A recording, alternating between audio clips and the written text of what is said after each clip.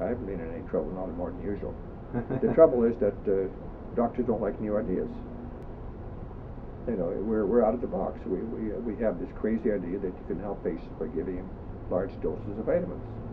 And the establishment thinks that no one needs vitamins, that everyone gets enough, that the diet is beautiful. And besides, they think schizophrenia, we don't know what it is, and you have to use strong drugs. They are following the line put out by the drug companies who spend hundreds of millions of dollars on research every year, and who control the medical schools and the medical journals with their huge grants of money. Another point I found interesting you were talking about was how diagnosis seemed to change with fashion, about how Freud used to attribute schizophrenia to homosexuality. That's right. Well, that doesn't happen anymore, luckily. I just find it interesting to talk about how that evolved, just to show that the sciences are not so sound and solid and haven't always been as people perceive them to be. Well, as I see it, modern psychiatry is not scientific. And I'll put it stronger. I think modern medicine is not a science at all. It's a church. It's a religion. And like with any religion, we have the orthodox and we have the people who are the rebels. We have the high priests who are the professors and the lecturers and the teachers. We have their own journal, which is the Bible. We have the heretics like myself who are trying to change things.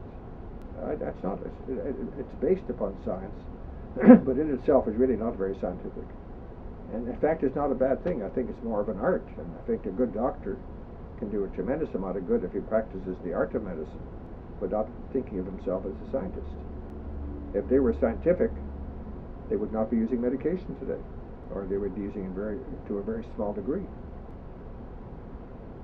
Now, Freud's idea died, I think, about 50 years ago, but when I started out in psychiatry, it was still a common idea that you couldn't become schizophrenic unless you were homosexual. In other words, you couldn't become paranoia, they thought, was always based upon homosexuality, which is, again, we know that today is total nonsense.